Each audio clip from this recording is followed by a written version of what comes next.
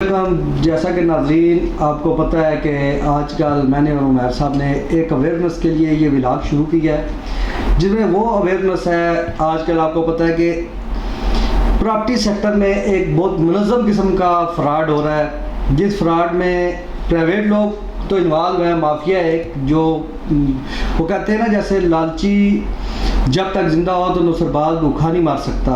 ये फ़िक्रा यहाँ पर बड़ा सूट करता है कि ये लोग जो है मुनज़्ज़म तरीके से किस तरीके से गरीब लोगों को लूटते हैं, सस्ते प्लाट की लालच देते हैं, सस्ता घर बनाने की लालच देते हैं, उसके बाद उनकी पूरी ज़िंदगी की जमा पूंजी से उसको महरूम कर देते हैं। वो जो गरीब लोग हैं बाद में एप्लीकेशनें लेके थानों में कचहरियों में जलील होते नज़र आते हैं।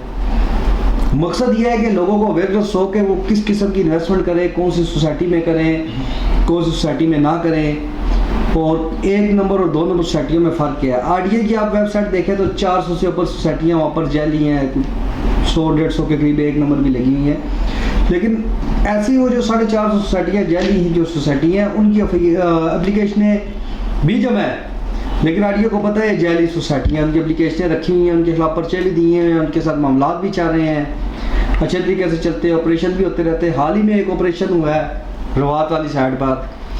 उमर साहब ये बताइए, जो ऑपरेशन रवात वाली साइड पे हुआ है, आपको क्या लगता है इस ऑपरेशन की क्या हकीकत क्या है?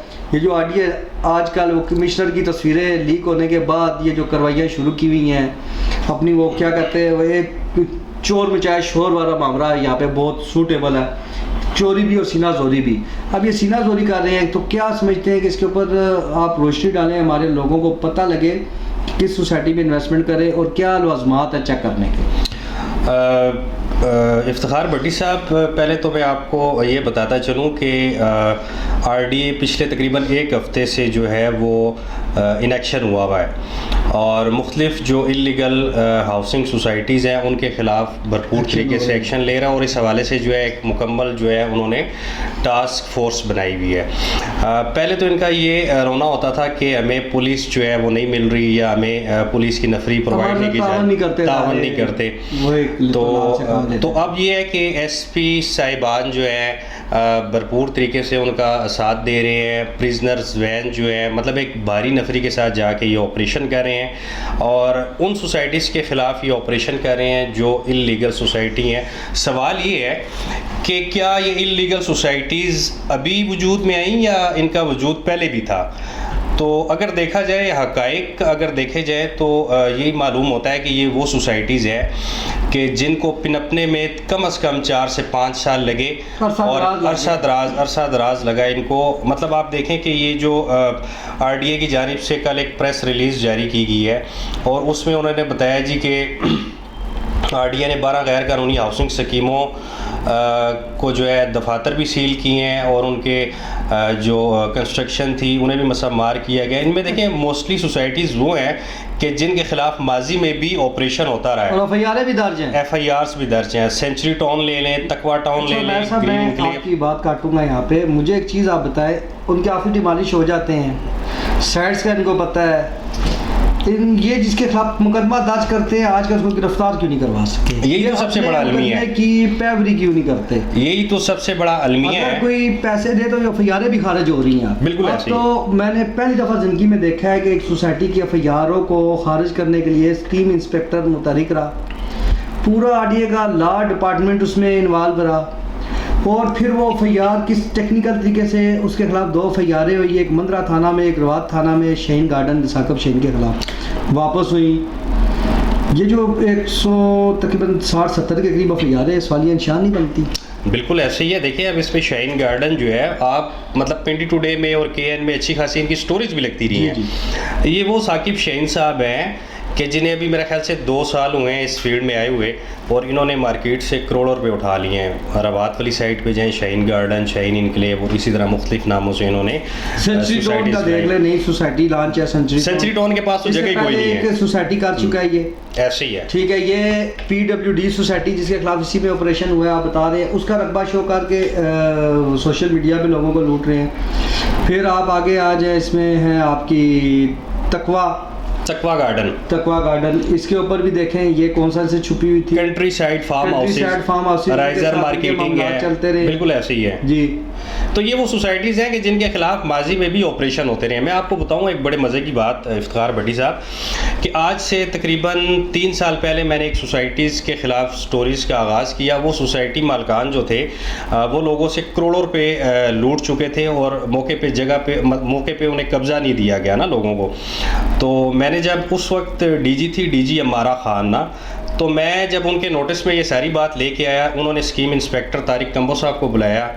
तो उन्होंने कहा जी कि आप फ़ौरन जो है इनके दफातर सील करें ना। ये इधर ही है, रावलपिंडी में ही है, मोरगांव वाली साइड पे उनका ऑफिस है। तो तारिक कंबो साहब पहले तो एग्री नहीं थे उनका दफ्तर सील करने में।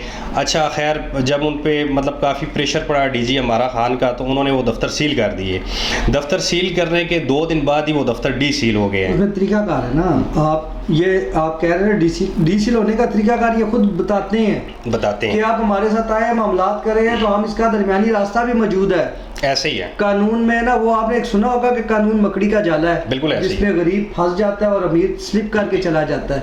ये वो मकड़ी का जाला है तारिक कंबो, जो सिर्फ गरीबों को फंसाता है। ऐसे ही, छोटी सोसाइटियों को बीच में करता है, ऐसे ही बड़ी सोसाइटियां तो स्लिप हो जाती हैं और फिर उनके साथ ये अच्छे तरीके से गुफ्तगू करता है। और आप मुझे एक बात बताएं, अभी वैसे हट के, उसकी ज़ातियात से हट के, आपको उनमें कोई इंस्पेक्टर वाली बात नज़र आती है? देखें जी, मुझे तो ऐसे बंदे तो वो बसों में फकियां बेचते हुए अच्छे लगते हैं। मुझे तो मेरे ज़राए कहते हैं कि मौसूफ जो है उन्हें नोटिंग तक करने नहीं आती, लिखना नहीं आता, उन्हें लिखना तक नहीं आता।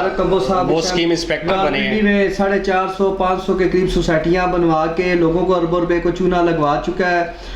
12 मुकदमे डिटेक्शन में ज़ेरे इल्तवा चाह रहे हैं इन्हीं के खिलाफ। ऐसे ही है, बिल्कुल ऐसे ही है। उसके अलावा भी आप देखें बाकी मामलात इनके क्या है, लेकिन उसके बावजूद कंबो साहब जो हैं वो अपनी कुर्सी पे बैठे हुए हैं और इस सब तक लूटने का सिलसिला जारी है। बिल्कुल ऐसे ही। अच्छा, मुबैना तौर पे मैं ये लफ्ज़ इस्तेमाल करूँगा कि मुबैना तौर पे जिन सोसाइटीज़ के ख़िलाफ़ ऑपरेशन किया गया है, ये बेनिफिशरी भी हैं उनके 15%, 10%, बिल्कुल ऐसे ही, लैंड प्रोवाइडर इनके रिश्तेदार हैं। और आप देखें शाहीन गार्डन जो है, इसके खिलाफ ऑपरेशन किया गया है ना, अभी मतलब कल जो ऑपरेशन हुआ है, इनके खिलाफ जो है 2 FIRs हैं। एक थाना अरवात में है और दूसरी मेरे ख्याल से थाना मंदरा में है इनके खिलाफ। और ये तरीके बताते हैं उन्हें कि आपके ख़िलाफ़ अगर FIR हो जाए तो आपने उसको किस तरीके से टैकल करना है। और दूसरा ये है कि मैं ये समझता हूँ कि लीगल डिपार्टमेंट जो है इसका RDA का, वो उसका काम ना होने के बराबर है, क्योंकि बहुत सारे केसेस जो हैं वो ज़ेरे इल्तिवा है। और अगर मैं समझता हूँ कि लीगल डिपार्टमेंट इनका मजबूत हो तो जितनी भी FIRs दी गई हैं, इन FIRs में मालकान को गिरफ़्तार किया जाए और उनको कैफ़रे किरदार तक पहुँचाया जाए, तो मैं नहीं समझता कि कोई भी गैर कानूनी सोसाइटी जो है वो काम करे और इस तरह लोगों को लूटे। एक और आपने आजकल एक इशू देखा है, बड़ा सरगर्म है। एक मसूफ हैं जिनके ख़िलाफ़ नस्लबाजी की FIRs भी हैं और वो आज़ाद कश्मीर में भी काफ़ी दिन गुजार के आए हैं एक नस्लबाजी के मुकदमे में। उसके बाद अभी वो एक लीगल सोसाइटी को ब्लैकमेल करने के लिए एक प्रेस कॉन्फ्रेंस कर देते हैं। प्रेस कॉन्फ्रेंस में कहते हैं जी लोग ये पैसे खा रहे हैं, डिलीवर नहीं करते। मेरे ख्याल से आप सिल्वर हाउसिंग सोसाइटी की बात कर रहा था। आप एक तो आप सब्र नहीं करते ना, मसला ये है, ठीक है, सब्रे बने हैं आप। सिल्वर सोसाइटी जो है वो कामकारी है, वर्किंग उसकी अच्छी है और वो लोग डिलीवर भी करने के करीब हैं, उनकी काफ़ी स्कीम चलती रहती है। लेकिन आप मुझे यहाँ आप बताएं, जब कोई भी बंदा एक खड़ा उठ जाएगा किसी लीगल बंदे को ब्लैकमेल करने के लिए, इनलीगल तो चले ठीक है, ब्लैकमेल करना अगले बंदे का भी हक बनता है क्योंकि वो कौन सा 1 नंबर काम कर रहे हैं, लेकिन जो 1 नंबर करता है उसको अगर कोई ब्लैकमेल करता है तो उसके लिए कोई कानून नहीं बना हुआ।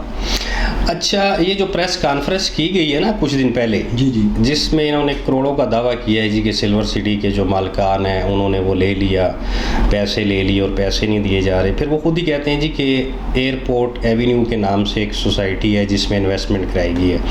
हालांकि सिल्वर हाउसिंग सोसाइटी का इसमें कोई किरदार नहीं है ना। जिन लोगों के ख़िलाफ़ प्रेस कॉन्फ्रेंस की गई है उनमें ख्वाजा अमजद इकबाल है, नौसरबाज है, उसने कैपिटल कमाल सिटी बनाई, फिर एयरपोर्ट एवेन्यू बनाई और लोगों लोगों से पैसे लिए और उन्हें लूटा। अब ये सिल्वर सिटी को वैसे ही बीच में रखा गया। मैं आपको बताऊं कि मेरा ज़ाती तजर्बा है कि सिल्वर सिटी जो मालकान हैं उन्होंने आज तक ओवर सेलिंग नहीं की। जितने उनके पास प्लाट हैं, जितना उनके पास रकबा है, उन्होंने उतनी ही सेल की है। इससे ज़्यादा उन्होंने सेल। मुझे बात आप चले चले ओवर सेलिंग होती है यार, सोसाइटी में होती है। काम करते जैसे लोग आगे रकबे लेते हैं, फिर उसमें लोगों को एडजस्ट करते हैं। लेकिन सवाल मेरा, एक बंदा आता है प्रेस कॉन्फ्रेंस करता है, ओवर कार्ड याफ्ता है, इस्लामाबाद के कई डीलर्स के डसे हुए हैं। बिल्कुल ऐसे ही है। एक बाज़ार की यूनियन को साथ लेके वो ये काम वारदात डालता है, हमेशा उसने ऐसी डाली है। कई इस्लामाबाद के डीलर्स उसके साथ मिले हुए हैं, कई डीलर्स ऐसे जो उसके डसे हुए हैं, करोड़ों रुपये उनसे ब्लैकमेल करके खा चुका है। आपने आपको कहता है जी कि मैं MPA का खुशाब वाली साइड पे किसी जगह का उम्मीदवार भी रह चुका हूँ। उम्मीदवार होना MPA का कोई बड़ी बात नहीं है, आप भी बन सकते हैं, मैं भी बन सकता हूँ। कागजात ही जमा कराने ना, 15,000 फीस है, जितनी भी फीस है वो दे के। लेकिन मुझे ये बताया कि इतने नौसरबाज लोग हमारे इस माशरे में बैठते हैं, डिपार्टमेंट की इज्जत, डिपार्टमेंट के खिलाफ कार्रवाई क्यों नहीं करता? देखिए यही तो अलमिया है ना जी। अलमिया यही है कि जो भी कोई उठता है, जिसका दिल करता है किसी के ख़िलाफ़ भी उठ के वो प्रेस कॉन्फ्रेंस कर दे, किसी के ख़िलाफ़ वो कोई दावा कर दे, किसी की भी करैक्टर असैसिनेशन कर दे, उसे कोई पूछने वाला नहीं है। और अगर इन चीज़ों को, मैं समझता हूँ कि मुतलका जो महकमे हैं उन्हें चाहिए कि इन चीज़ों को देखें, और ऐसे लोग जो वैसे ही किसी की करैक्टर असैसिनेशन करते हैं उनके खिलाफ कार्रवाई होनी चाहिए। मुझे एक चीज़ और बताएं कि प्रोग्राम का टाइम भी हमारा, चूँकि व्लॉग हम जो बनाते हैं इतना लंबा नहीं होता, और इसको शॉर्टकट देखते हैं ताकि हमारे नाज़रीन कम वक्त में हमें ज़्यादा सुन सके और देख सकें। ये बताएं कि ये जो नए ऑपरेशंस के सिलसिला जारी है, आने वाला एक आध दिन बाद भी ऑपरेशन मुतवक्का है, डे बाय डे हो रहा है, तो इन ऑपरेशन से ये जो 450 सोसाइटीज़ अवाम का जो पैसा लूट चुकी हैं, ये रिकवर कैसे होगा? देखें ये तो ऑपरेशन है ना, जस्ट इसमें रिकवरी तो नहीं है। ये ऑपरेशन कर रहे हैं और ऑपरेशन तो जारी रहेगा जब तक कमिश्नर साहब की हिदायत हैं। DG साहब वैसे 1.5 साल हो गया है, इतना क्विक रिस्पॉन्स उन्होंने कभी नहीं लिया जो आप दे रहे हैं गैर कानूनी हाउसिंग सोसाइटीज़ के अगेंस्ट, जो अब देखने में आया। MB का दिया था उन्होंने क्विक रिस्पॉन्स, लेकिन वो क्या बना उसका? कुछ भी नहीं हुआ। फेसबुक की आज तक की रिस्पॉन्स आया है, कंबर साहब ने लेटर जारी किए हैं जी डिमालिश कर रहा हूँ। बाद में वो मुझे तो पता लगा उनके जी पैसा में पैसे आते हैं, उनके जी पैसा अकाउंट 2-3 आपको पता है सारी बात क्या कि वो जस्ट नोटिस की हद तक है, करता है और पैसे लेता है, फारग करता है। चले फिर भी हम अगले व्लॉग में बताएंगे जी। जैसा कि आपने सुना, ये जो हाउसिंग सोसाइटियाँ कैसे लुटती हैं, RDA के क्या किरदार हैं। उमर साहब ने हमारे साथ मौजूद हैं, सीनियर जर्नलिस्ट हैं। उमर साहब ने आगाह किया है कि ये जो लूटने वाले लोग हैं ना, ये वैसे नहीं लूटते जब तक लूटने वाला इनके पास ना जाए। बिल्कुल। आप जब इनके पास जाते हैं तो मुकम्मल तरीके से देखभाल कर जाया जाए। सरकारी आप जाए किसी भी दफातर में लिखा होता है मुश्तरी व शारबाश। मुश्तरी व शारबाश का मतलब है खरीदार खुद वेरिफिकेशन करे। अगर वो वेरिफिकेशन करेगा तो वो कामयाब है, नहीं करेगा तो वो लुटा जाएगा। आज के लिए इतना ही। व्लॉग को लाइक सब्सक्राइब करना ना भूलिएगा, और उमैर साहब की तरफ से बेल का आइकन भी आपने दबाना है, क्योंकि ये बहुत अच्छे हमारे खूबसूरत से दोस्त हैं जो कभी कभी हमें टाइम देते हैं। उमैर को और इफ्तिखार भट्टी को इजाज़त, इंशाल्लाह फिर मिलेंगे।